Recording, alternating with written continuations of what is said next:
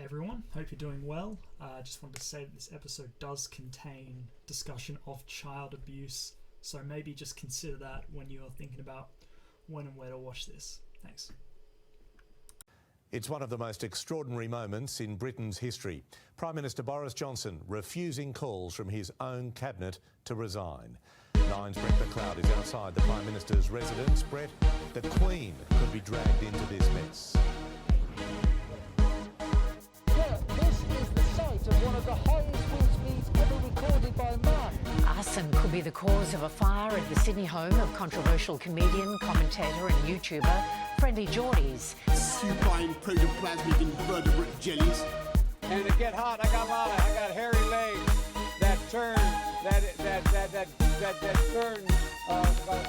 blonde in the sun. I will not be lectured about sexism and misogyny by this man. The decision of one man to launch a wholly unjustified and brutal invasion of Ukraine. Up yours, woke moralists. We'll see who cancels who.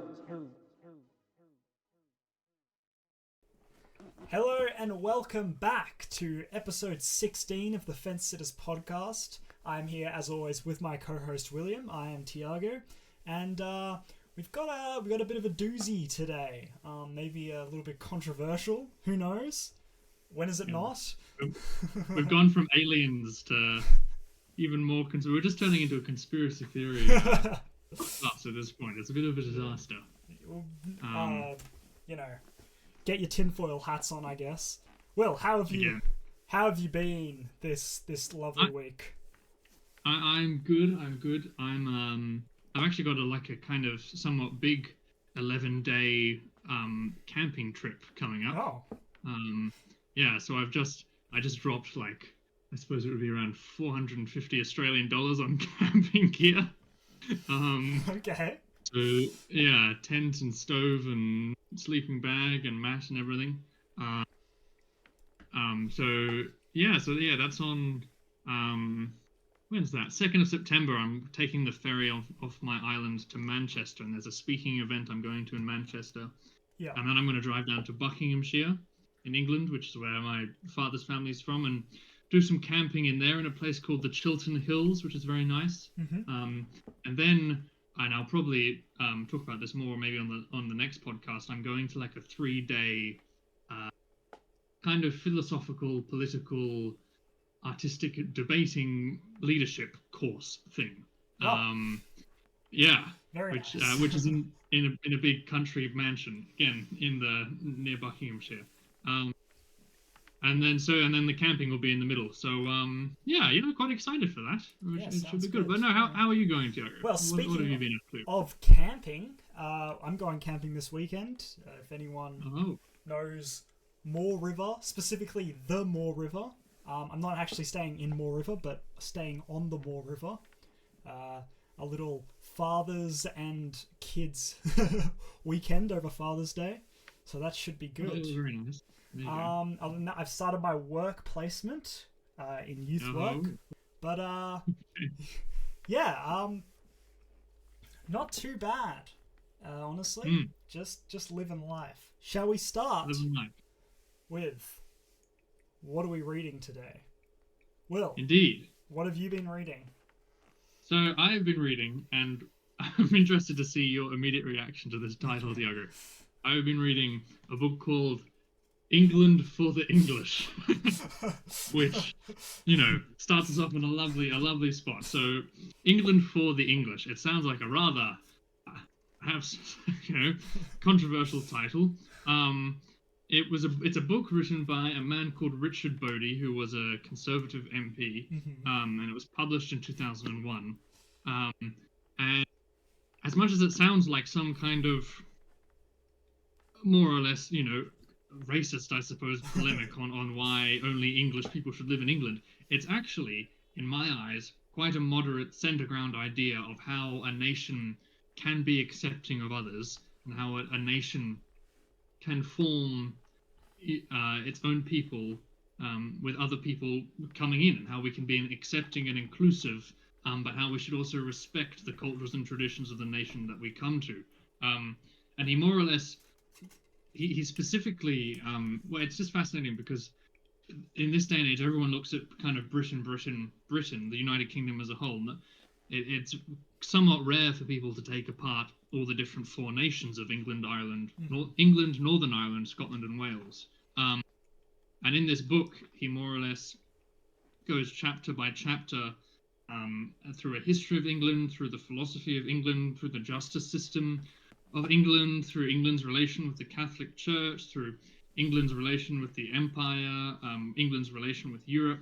And you know, it was published in 2001, so it's a little bit out of date, but it's kind of pointing to a future of how England, separate from the rest of the UK, can stand steady, and also kind of alludes to the idea that, well, maybe the truth of the matter is in the future, the United Kingdom will eventually split up and England will have to stand on its own 2 feet, and what that kind of looks like. And it's opened my eyes, and perhaps it's slightly biased, but has opened my eyes to how different the Anglo-Saxon kind of base of England is, how different it is from the Celtic kind of base of Wales, of Scotland, and of Ireland.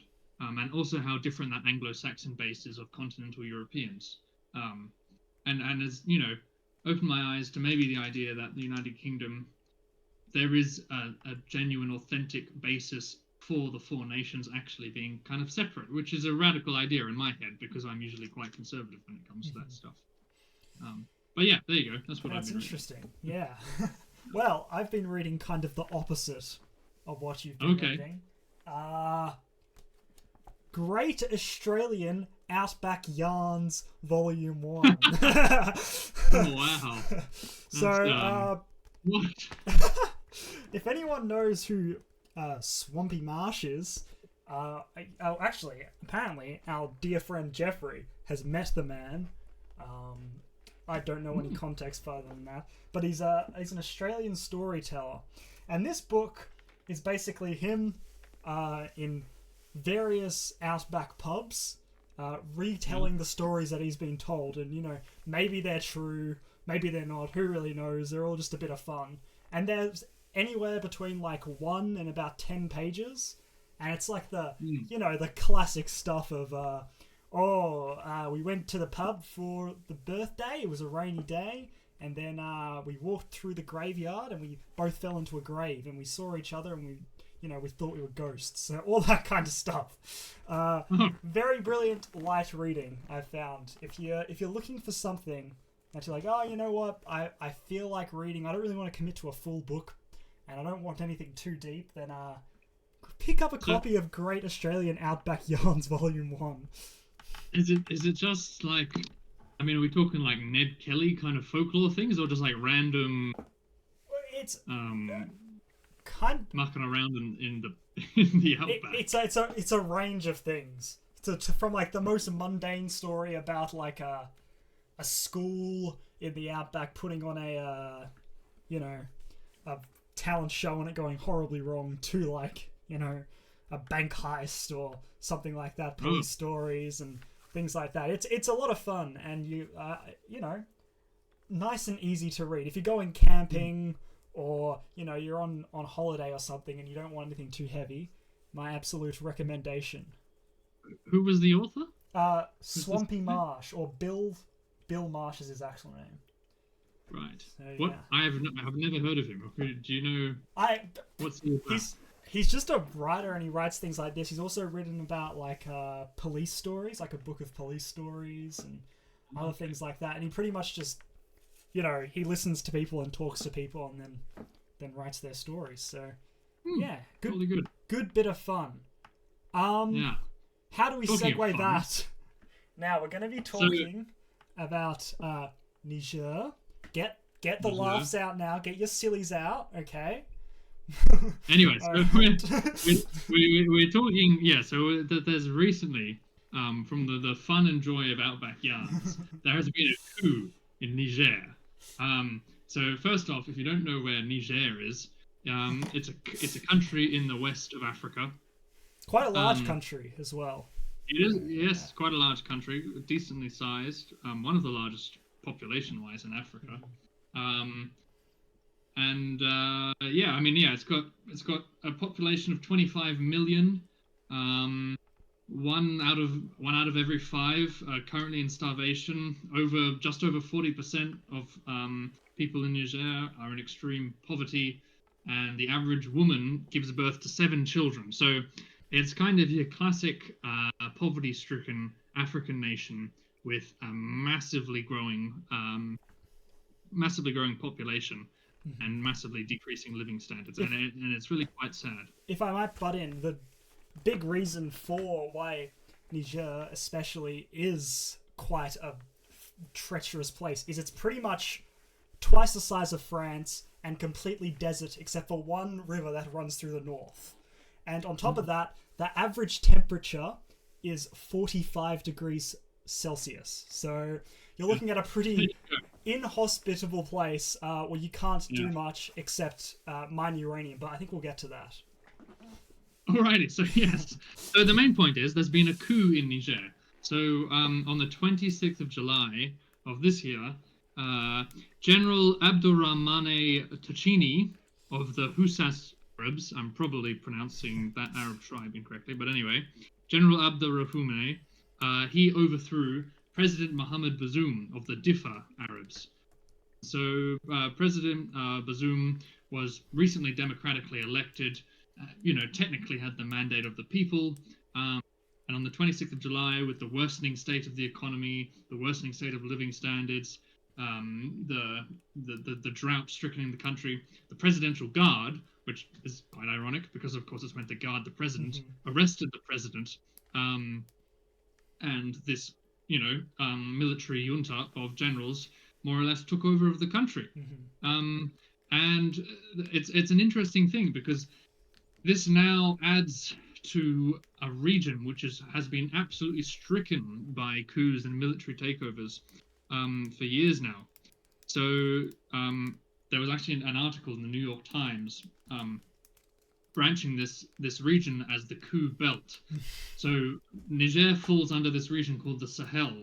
And if you don't know what the Sahel is, it's kind of this big long branch of nations which runs from the Atlantic on the west coast, on the west coast all the way to Eritrea on the east coast.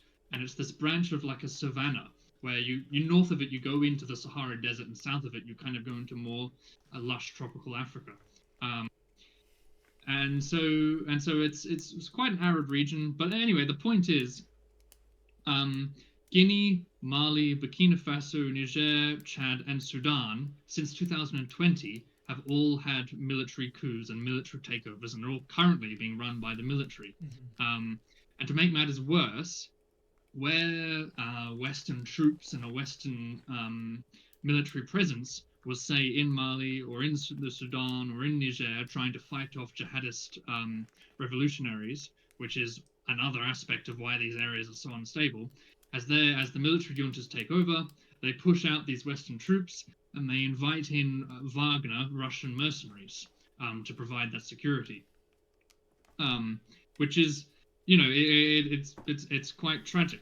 And so yeah, I mean, you kind of, it just adds to this further kind of trend across the world of Western influence and Western intervention failing, burgeoning populations, horrible climate change effects, and an influx of Russian and Chinese kind of influence into these nations. Yes. And so I don't know, what do you make of it, Tiago? Yeah, well, I think it's kind of important that we touch on the fact that, if you know anything about the history of colonization, Africa in the 1800s was divided up amongst, European countries, and Niger was, it was a part of the French Empire, essentially.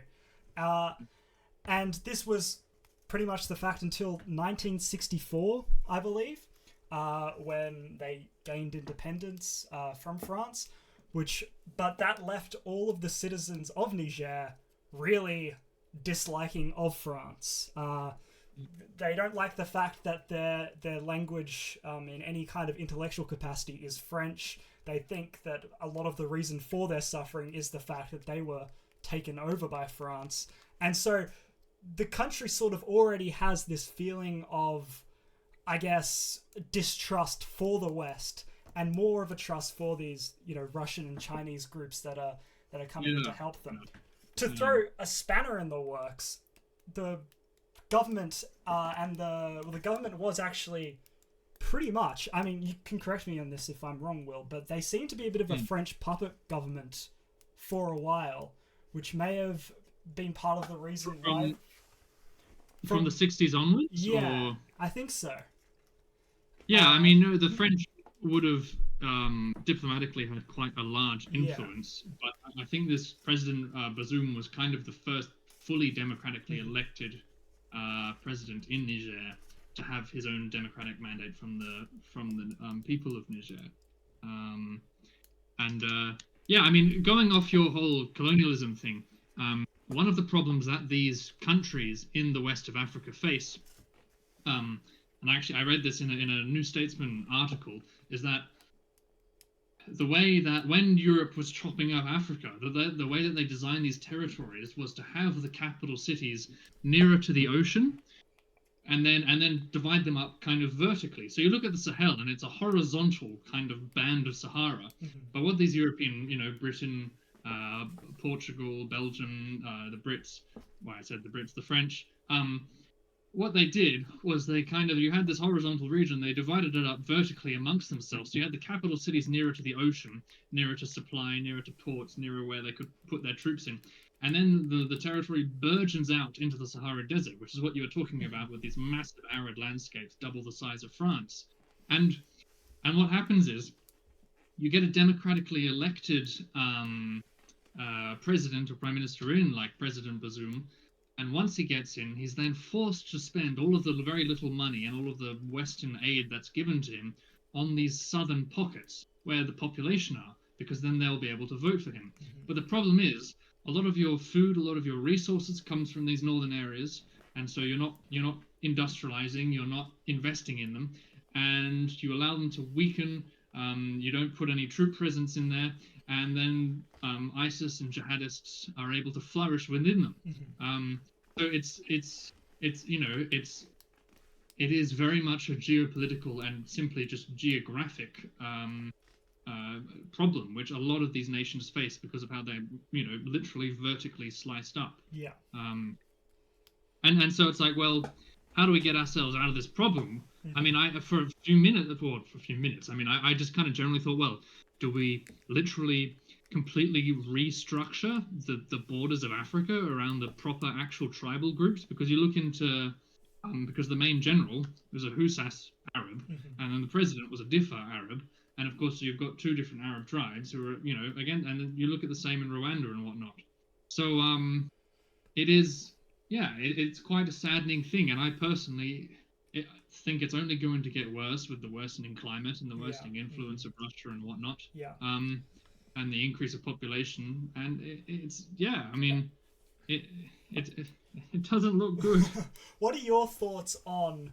Well, to rewind a little bit, the reason I brought up uranium before is because most of the world's uranium source comes from actually Australia, but I think 5 or 10% comes from Niger.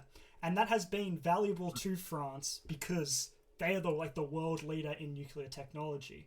And so this is why they also still have this kind of vested interest in this place, because that's where they imported a lot of their uranium from. So from this, there's been this sort of idea, and I don't know how prevalent it is, of France actually coming in now and invading Niger, I guess, again. What do you think of that, Will? I personally don't think that would happen. So like what, a Western kind of stabilizing invasion? No, I don't. I mean,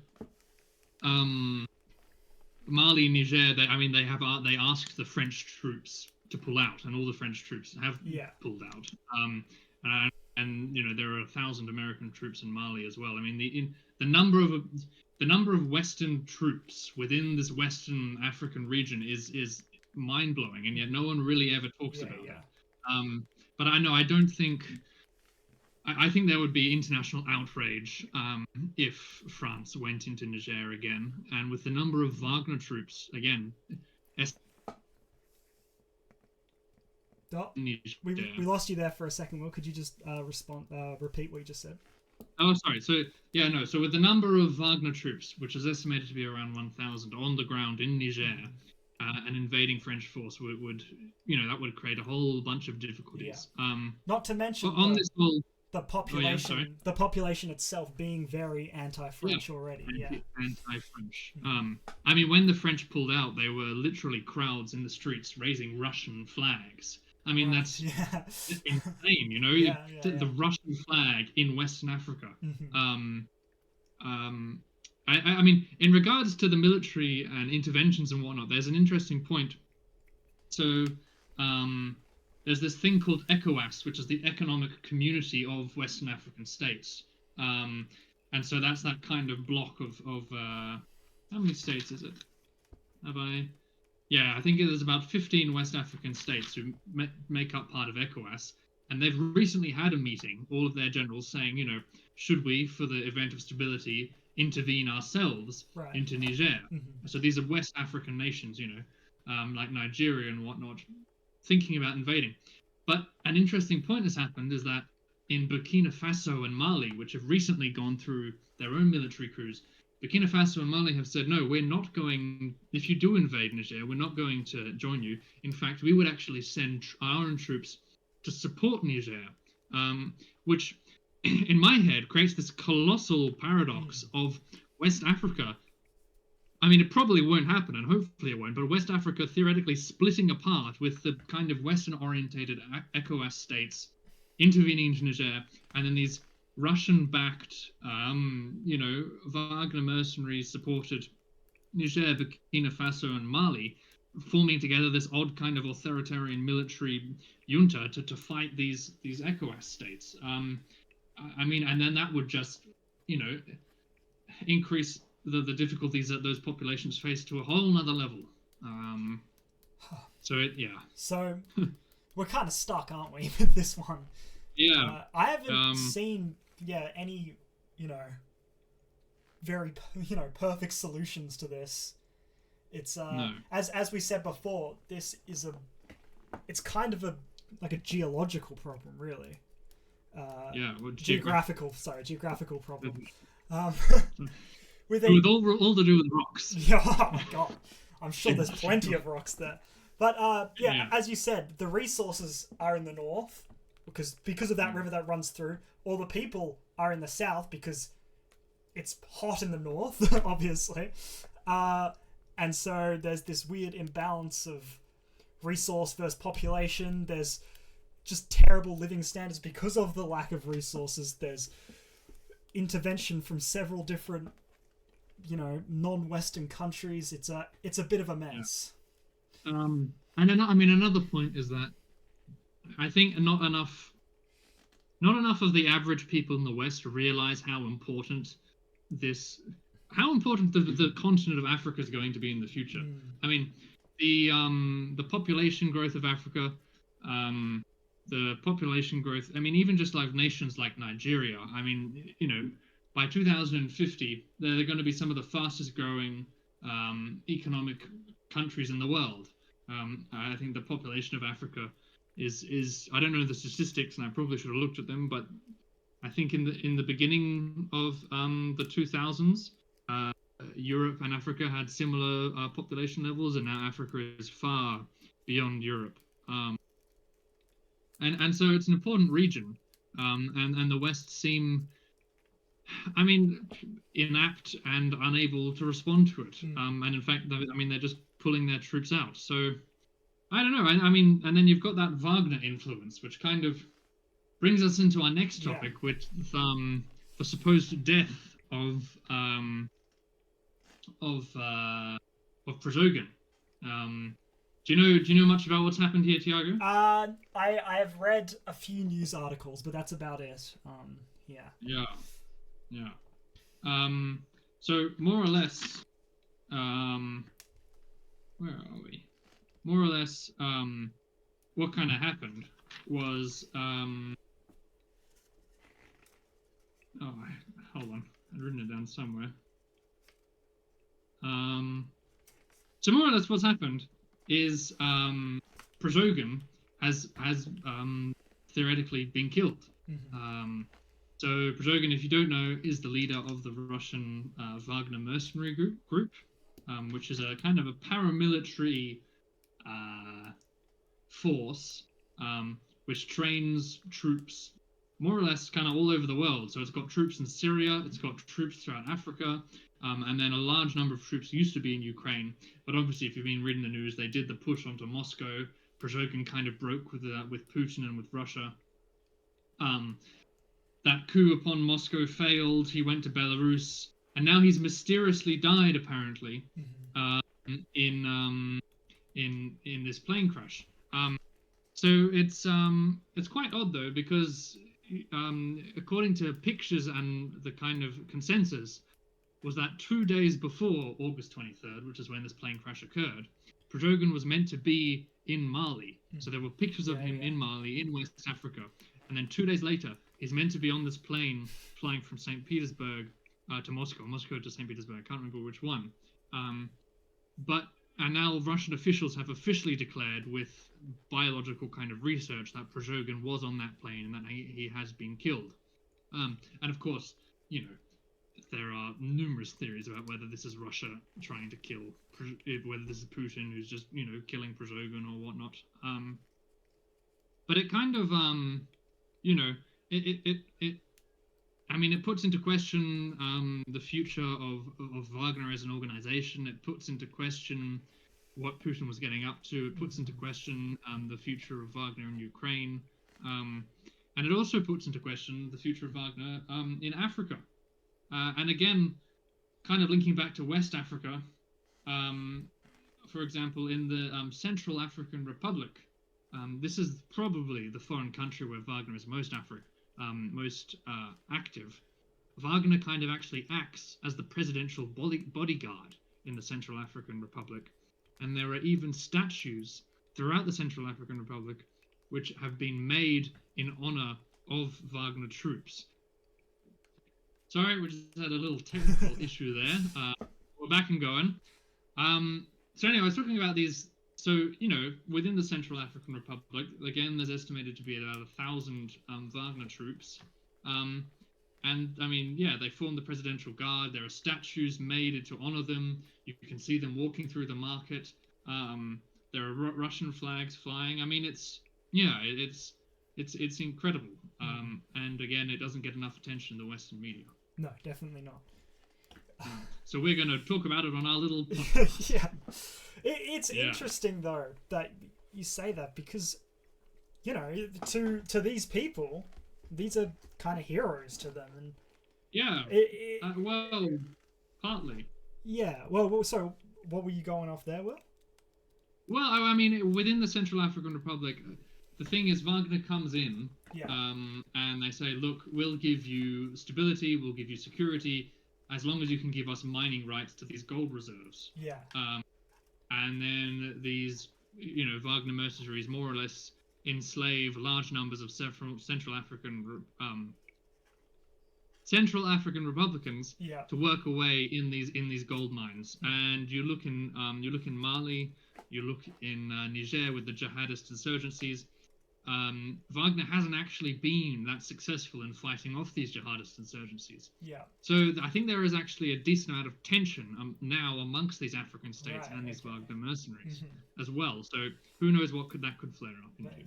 I guess it also goes into what we were talking about last week of just like the West losing control of the world in a way. This swap to the, you know, Russia and China and and this is just, I guess, very symptomatic of that. And yeah, we're just talking about pulling out our troops, and you know, someone's got to fill the space, and I don't know. It seems to be them.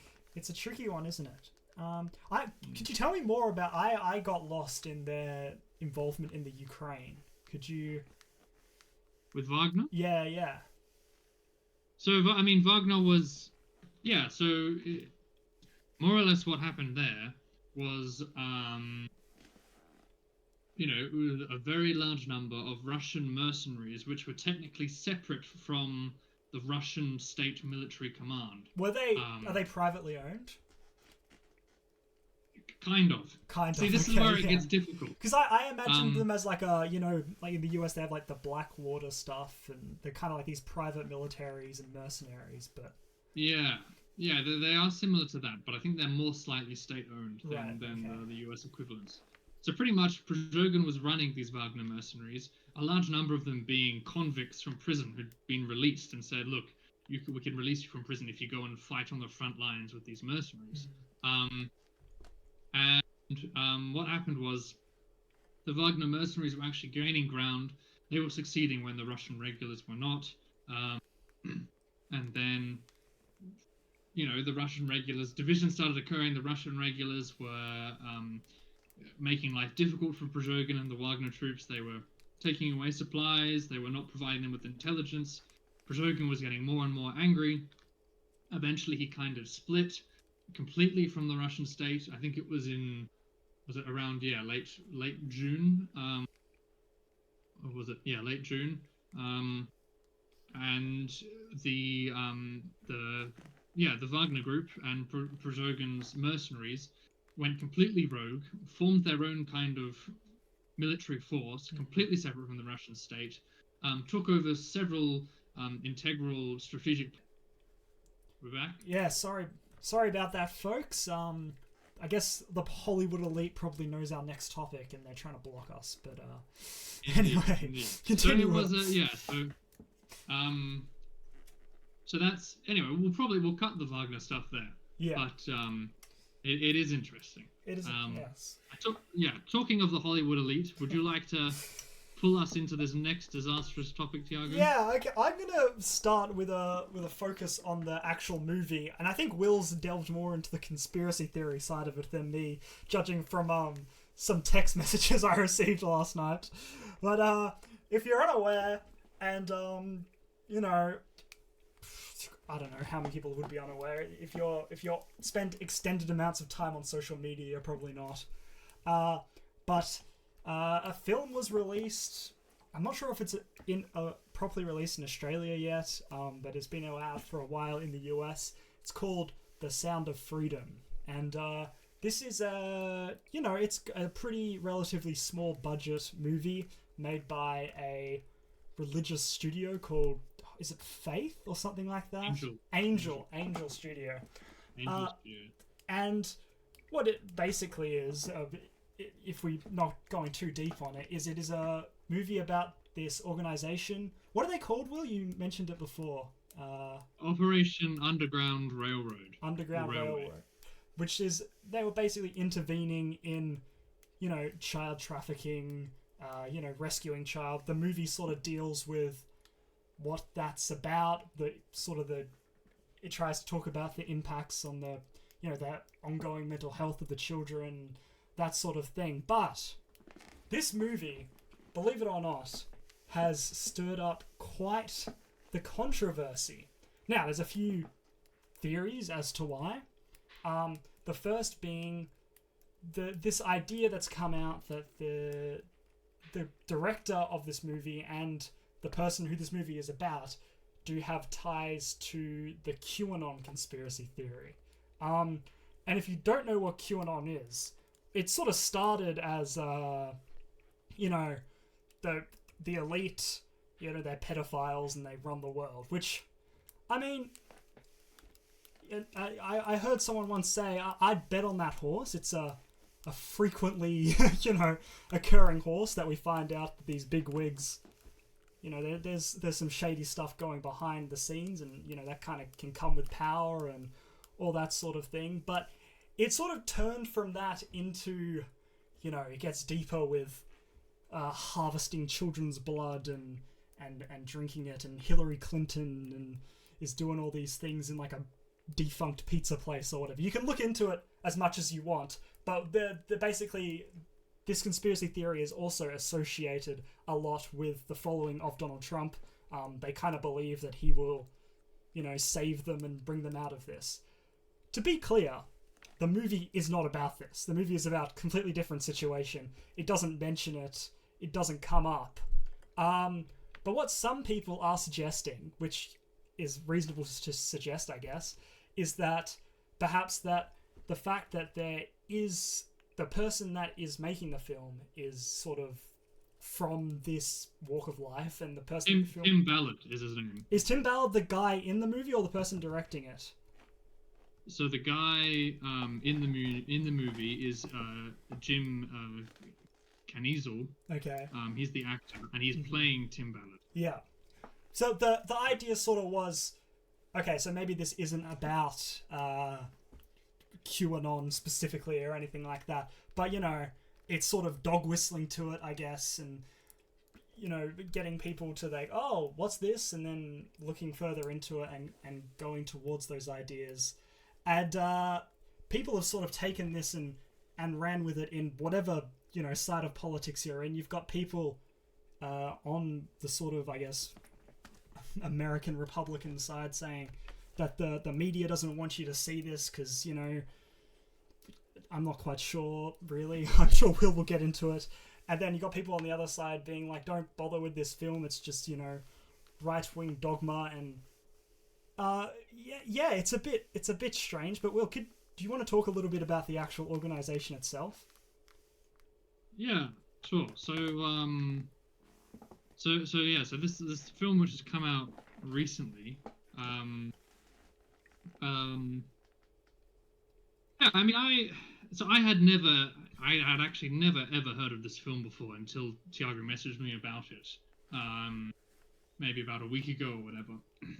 So yeah, the film called The Sound of Freedom, and as Tiago said, it more or less covers, it's more or less a thriller action film, which covers this guy based upon the real life figure of Tim Ballard, and he is working for the Department of Homeland Security and goes on these sting operations and saves children from children trafficking organizations. And these are horrible, horrible organizations in regards to sex work and rape, organ harvest. Yeah, apologies, more okay. Technical difficulties, but we are back. We're back. So this film, Sound of Freedom, yeah, it's about this man called Tim Ballard, works for Homeland Security, goes in and saves children from children trafficking organizations. Yeah, so that's what it kind of looks like on the surface. But once you start to delve into this character of Tim Ballard and the people around him and the organizations around him, personally, I think it looks quite... my cynical alarm bells start to go off, and I become quite cynical myself. Yeah. And the bit which really gets me is how the left and the right have been lobbing stones at each other over such a sensitive and horrendous issue. And how there's no, literally almost no media coverage from any unbiased source I've been able to find anywhere. And I think it's opened my eyes to the system of the media in the US and the style of the debate in the US, which is just toxic beyond imagining. So from the right's point of view, this is kind of a brilliant film about this guy who goes in and heroically saves children from sex trafficking. And I mean, he points to Tim Ballard in interviews. I've watched some interviews with him. He kind of vaguely points to figures from the UN and other organizations about 6 million children currently in various forms of sex slavery, labor slavery, organ harvesting, and 2 million kids specifically within sex slavery, which is absolutely horrible. And so you've got all that, but then you kind of look at the left, and what the left have been doing is just... I mean, you start to look into this character, right? So Tim Ballard, first off, perhaps uncontroversial or not, he is a Mormon. So he is a part of the Church of Latter-day Saints. Now, Glenn Beck. So there's this character called Glenn Beck, who was a rather wealthy Fox News media guy. He originally funded this group called Operation Underground Railroad. He himself is also a Mormon. Again, quite high up in the Mormon church. And then, as kind of to promote authenticity or authority in these raids, Tim Ballard also took the Attorney General of Utah. You know, you think, okay, quite a high person in a high position of office, he must be responsible. Of course, the Attorney General of Utah himself is also a Mormon. So, personally, to have 3 powerful, wealthy, individual people all linked to a very, very close-knit church, an organization, to be influencing this single Operation Underground Railroad, to me that starts to set alarm bells off. Furthermore, I was looking into it, and there does seem to be genuine accounts of court proceedings and court recordings where Tim Ballard's accounts of those events directly contradict the official court proceedings and court recordings of Tim Ballard saying in interviews, you know, I came into the sting operation, a child ran to me and I grabbed him in my arms and he said, don't let me go. And it was this whole emotional experience and everything. And court, you know, official US court proceedings, which have looked into these things saying Tim Ballard only appeared on the scene an hour after the sting operation actually occurred. So a large portion of the left's attack onto this thing is that Tim Ballard is trying to make himself into much more of a heroic figure than he actually is, and that he's trying to spin himself as this kind of led by God figure to try, you know, help and save the children. And to make matters worse, this Jim Caviezel guy, if you've seen the film The Passion of the Christ, he plays Christ.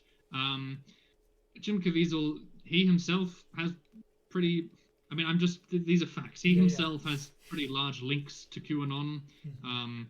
He's spoken to conferences in regards to, which are heavily linked to QAnon.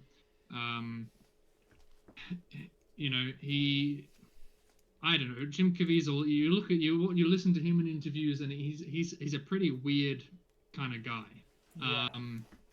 And of course you've got him playing Tim Ballard. Another thing which I find a little bit suspicious is the script. The script was starting to be written for this film in 2015. And the film was actually finished in 2018. It was done, like, and it's taken till 2023, from 2018 to 2023 for it to come out. And there's, I mean, I think Disney had it at one point, Fox had it at another point. COVID kind of got in the way, so that's a genuine objection. But you know, there are ideas as to why it was never been able to release, and you think, okay, well, that's kind of, you know, there's lots of different ideas happening here. Another thing, right? So you've got another thing is that this Tim Ballard guy, it's not just Underground Railroad, which he's kind of the leader of, which in fact now he's actually been pushed out of. So I'm not sure if you realized, Tiago, he resigned as the leader of Underground Railroad before the film came out. So there's this thing called Children Need Families, CNF, which theoretically is a non-profit charity to help rehabilitate these children after their experiences, which you think, oh, well, that's quite nice. Except that the 3 people on the board, one of them is Tim Ballard's wife, the other one is Tim Ballard, and then the third guy no one really knows about. And there's no address for this place, there's no postal address, there's no website. If you try look into it online, it kind of reroutes you to Operation Underground Railroad. He's got a whole branch of CrossFit, it's called Underground XFit. It's like CrossFit gyms, which are for profit, and that's fine, you know, you're allowed to have a business. And there's another thing called Deacon Inc., which again, very shady, no official address, no actual kind of thing. And Deacon Inc. is just in itself a private security firm, not linked to child trafficking. So he has this kind of, to be honest, corporation, you know, lots of little kind of corporations and businesses in this kind of, you know, more or less little empire. And you look into Operation Underground Railroad, you go onto their website, they look like a very, very genuine and good charity. Yeah. And to be honest, I think it seems like they've done quite a lot of good work in saving children. But the other side of things is they are very consumeristic. They have a massive merch page filled with merch, including, I can't remember what it's called, but there's this the name of a kid, which apparently they're still looking for, and they've got like these caps which say "still looking for" whatever his name is. And I'm like, I mean, that's, you know, that's pretty messed up in my point of view. Just another thing that's kind of interesting is the profits from the movie isn't going towards that charity. It's a completely for-profit movie, and I was going to watch it, and I've watched bits and pieces of it, but at the end of the movie, I think he comes out and he says, like, it's really important that you share this movie around, and he kind of gives the idea that the money from the movie is going to be going towards the charity, but it's kind of making the studio and director and all that's where the money's going.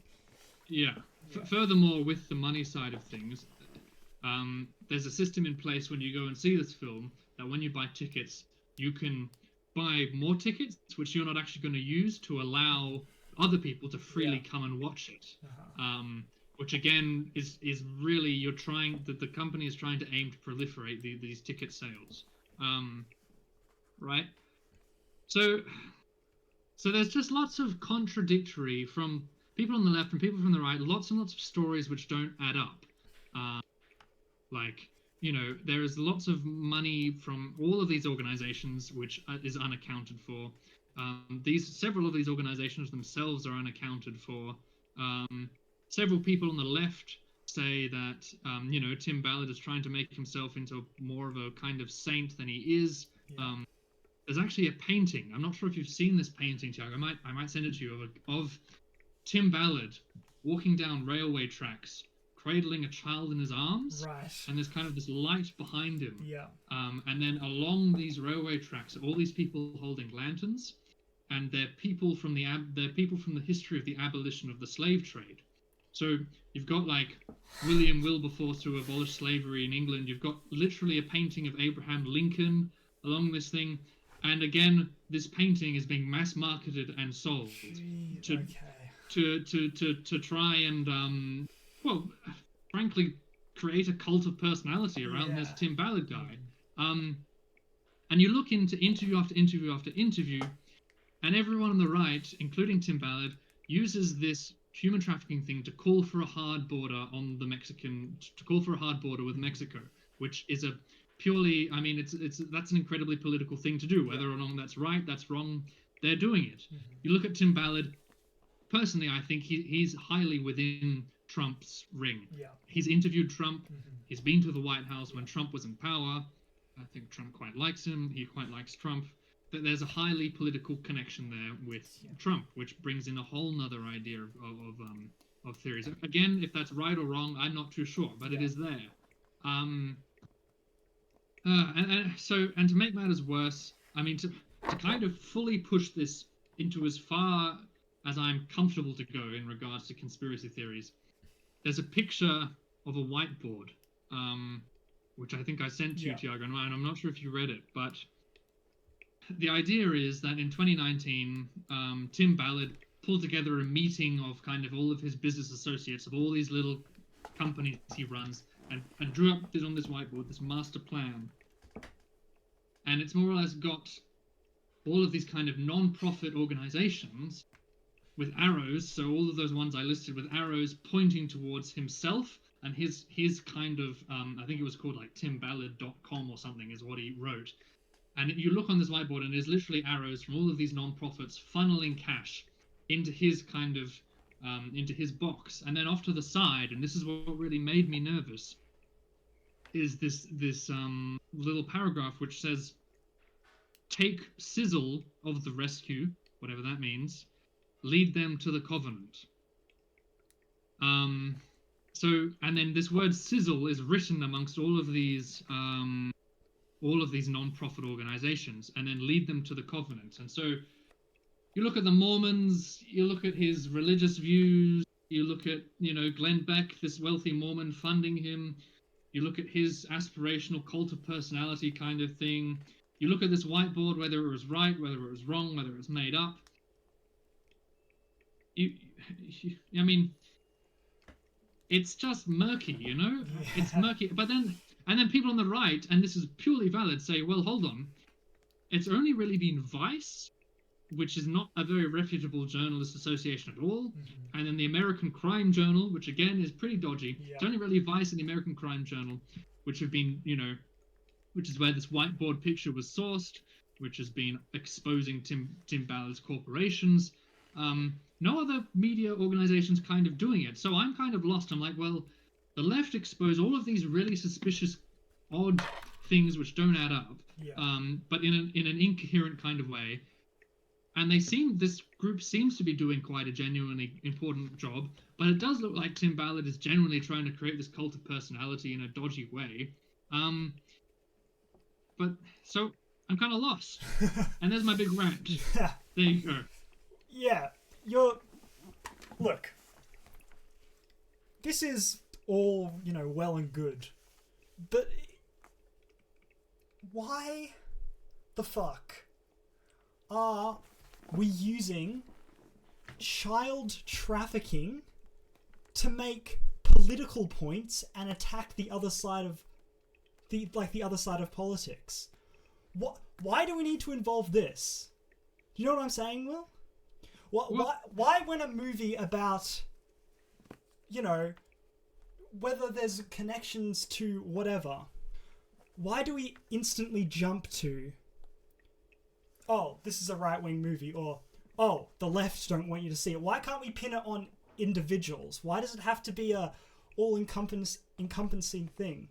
And then you go on, you watch this movie, say you're on the far right, not the far right, but you know what I mean. You watch this movie, you turn on Fox News, they're talking about, vaguely tying transgender people to being groomers. And, obviously things are going to be set up there, and it seems like the most pathetic way to try and attack a side of politics. I don't know what you think about that, but... Yeah, I mean, it's saddening that there is this genuinely horrendous problem happening, and then all of these things have been caught up in it. But, I mean, my answer, I suppose, as to why it's happening is because I think the left... And inform me if you understand what I'm trying to say here, but I think what happens is because the left is just as passionate as you are to try and expose, because you have such a horrible, morally inscrupulous thing. The left are trying to protect it and to expose it to such an extent that it's like the left feel a calling to attack it politically with a political hint in such regard because it's such a morally kind of outrageous thing.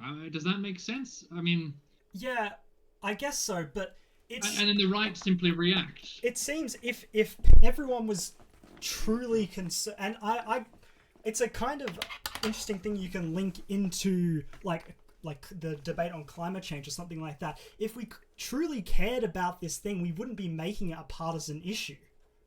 Like, not that it's being made completely that, but you've got to understand when the people on the Daily Wire are talking about this, it's going to switch a lot of people off to what is potentially a really important thing. It's the same idea as why did we link the ideas of climate change to, communism and that sort of thing, and now it's a left issue. I don't think these things are bigger than politics, and I don't think if you genuinely cared about them, you would be tying them in this way. And I'm not blaming kind of the individual person. I'm blaming the greater organizations and the people behind these things for doing so. Do you know what I mean, Will? Yeah. I don't know. I mean, it hits into the modern state of the world with social media and toxicity and you know, ideological bubbles and whatnot. I mean, researching into this has really opened my eyes into the state of the media in America. Yeah. And the inability of two sides to talk to each other. And it really was quite a shock to me. Yeah. But anyway, we should probably leave that there. Of this rambling, not very well. I don't know. Make of this episode what you will. You know, it's a typical Fence Sitters episode. And if you like that, subscribe, follow us on everything. And join us next week. Maybe we'll find something a bit more fun to talk about next week. I quite like talking about aliens, but you know. Well, see you, Will. Any closing thoughts? Not particularly. Just, you know, keep your head high and hope for the best. Don't and a goodbye be a from prick. Me. All right. Yeah. See ya. And brutal invasion of of Ukraine. Up yours, woke moralists. We'll see who cancels who.